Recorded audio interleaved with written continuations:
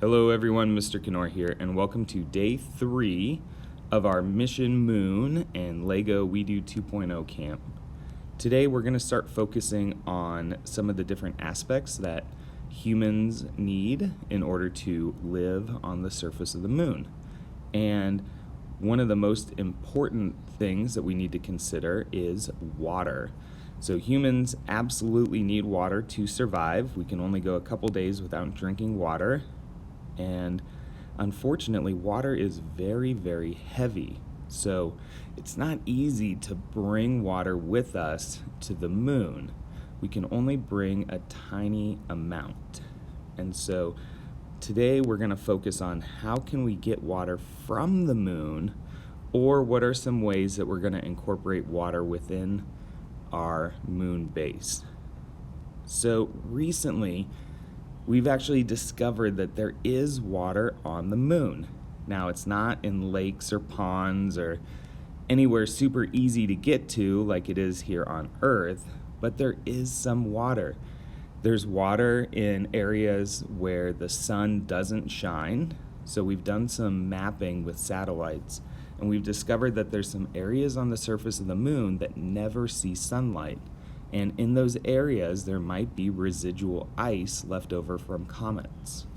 So if we are able to collect enough of those rocks and then heat them up and trap the air that escapes when we heat them up, we can keep that and turn it back into liquid water. So there's this great video here from the Airbus Foundation and the European Space Agency that talks about how we're using water now on the International Space Station and how we can use similar mechanisms on a lunar base to recycle water and use water. So once we extract it from the surface, how can we continue to recycle our water? So the first activity that we're going to do today is thinking about mining water on the lunar surface. So mining would be to create some vehicles that could go out, collect the rocks, and then maybe out on the lunar surface, maybe this vehicle also takes care of, crushing them up and heating them and extracting the water, or maybe we bring it back to our moon base and we do the refining on the moon base. So one way that we could, break rocks apart to collect them is by using the We Do crank. So if you guys open up the We Do app, go to Classroom Projects, and then instead of clicking on one here like we've done for Milo, the moving satellite, maybe the polling robot, there's a light bulb up at the top of the page. And if you click that light bulb, you're going to see a whole bunch of different ideas. Now, the way that the idea library works, all the ones that are in blue on the left-hand side have building instructions. All the ones to the right that are in gray do not have building instructions. So when you click on it, the crank, you'll find building instructions for the crank. And I recommend that you build it and program it, and it will help you program in the We Do app. And then when you're using it, I also want you to think, how are ways that we could modify this too?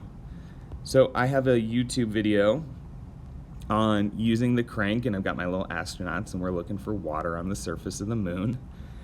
And then I started thinking, well, is this a good design? Could I make it better?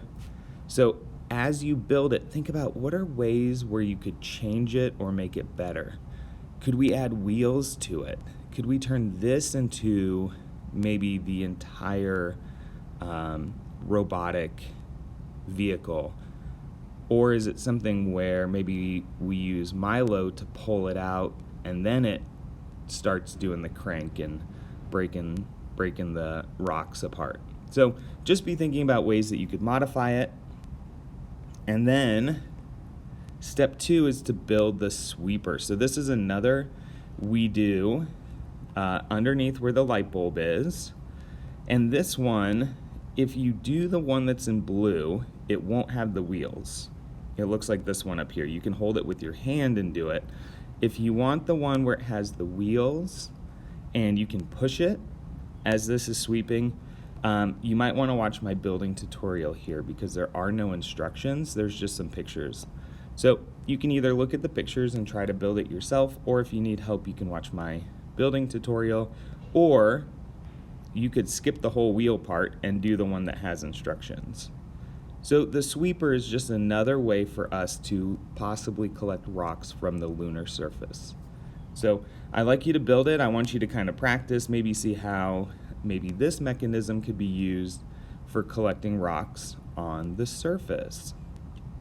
And then the last step, I want us thinking beyond just mining. So you've collected rocks, we've gotten water. How are we going to use it? How are we going to recycle it? So think about some different examples, and I want you to build a mini model today. So get one of those gray base plates. You've got several of them. They were in that unmarked baggie, and they're 16 studs by 16 studs.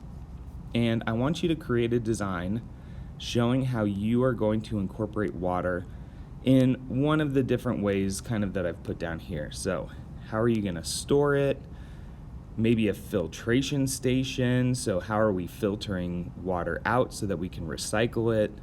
Maybe showing how we would have bathtubs or showers on the moon. This is a good one, kind of showing how are we going to use it for growing plants. Could we use water on the moon to grow plants and food for us?